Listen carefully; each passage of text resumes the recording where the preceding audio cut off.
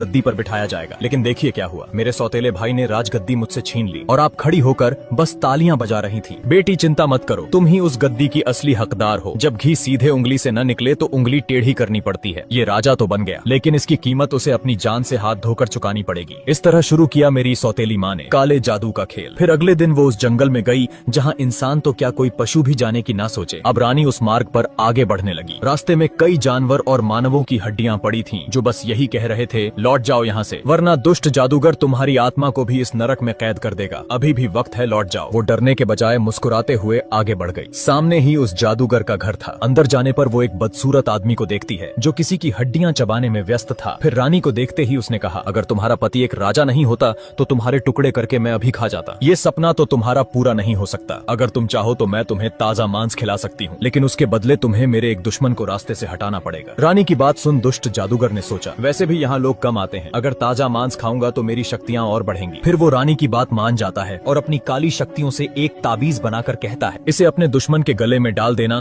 और फिर देखना वो कुछ ही देर में एक लाचार सांप में बदल जाएगा। ताबीज लेकर वो महल लौट गई। अगले दिन रानी ने अपनी चाल चली और राजकुमार से कहा, बेटा मैंने तुम्हारे साथ कभी अच्छा व्यवहार नहीं किया, इसके लिए मुझे क्षमा कर दो। आपने बेटा कहा, इस बात की खुशी है मुझे और मैं आपसे बिल्कुल भी नाराज नहीं हूँ। अगर तुम ये ताबीज गले में पहन लोगे तो मैं समझूंगी कि तुमने मुझे माफ कर दिया है। मुझे लगा शायद वो बदल गई है, लेकिन ऐसा नहीं था। जैसे ही मैंने वो ताबीज पहना तभी काली शक्तियों ने अपना असर दिखाया। मेरे हाथ पैर गायब होने लगे। फिर देखते ही देखते मैं सांप में बदल गया। तब मैंने कहा, ये आपने मेरे साथ क्या किया? जल्दी ठीक करो मुझे, वरना अच्छा नहीं होगा। रानी हंसकर बोली, अच्छा तो अब तुम्हारे साथ नहीं होगा, अब देखना मैं तुम्हें महल से बाहर कैसे फेंकवाती हूँ। फिर वो चिल्लाई, बचाओ मुझे, महल में एक सांप घुस आया है। आवाज सुनकर कुछ सैनिक लाठी डंडों के साथ दौड़ते हुए आए और मुझे महल से बाहर खदेड़ दिया। अब निराश होकर मैं इस जंगल में भटकने लगा। तभी मुझे एक साधु दिखाई दिए जो कुटिया के बाहर बैठे भोजन पका रहे थे। फिर जैसे ही मैं उनके पास गया वो मुझे पहचान गए और बोले, राजकुमार मैं देख रहा हूँ आप पर किसी ने काला जादू किया है। साधु महाराज आपने बिल्कुल सही कहा, क्या आप मुझे पहले जैसा बना सकते हैं? ये संभव तो है, लेकिन काला जादू तभी टूटेगा जब कोई साफ दिल की अविवाहित कन्या तुम्हारे गले से इस ताबीज को निकालेगी। उस दिन से मैं तुम्हारे जैसे किसी की तलाश में था। फिर एक रोज मुझे तुम दिखी, निडर साहसी और उससे भी बढ़कर बिल्कुल साफ दिल की। सांप की बात सुन लड़की हैरान रह गई और जब उसने ध्यान से देखा तो वाकई सांप के गले पर एक ताबीज बंधा हुआ था जिसकी ऊर्जा उसे साफ दिखाई दे रही थी। ये काली शक्तियाँ मुझे जकड़ती जा रही है। अब तुम्हें फैसला लेना होगा। मैं तुम्हारे साथ कोई जबरदस्ती नहीं कर रहा, चाहो तो तुम अपने रास्ते जा सकती हो। लड़की ने सोचा, अगर मैंने इसकी मदद नहीं की और सच में यह मुसीबत में हुआ तो फिर मुझे बहुत बड़ा पाप लगेगा। फिर वो डरते हुए ताबीज को उसके गले से निकाल देती है, जिसके तुरंत पश्चात काले बादलों ने आसमान को ढक लिया और जोरदार बिजली कड़कने लगी। तब सांप के भीतर से एक काला साया निकला और वहीं जलकर भस्म हो गया। जादू खत्म होते ही सांप फिर से राजकुमार बन गया। अब उसने लड़की से कहा, आज तुम्हारी वजह से मैं आजाद हूँ। तुमने मुझ पर बहुत बड़ा एहसान किया है, इसलिए मैं चाहता हूँ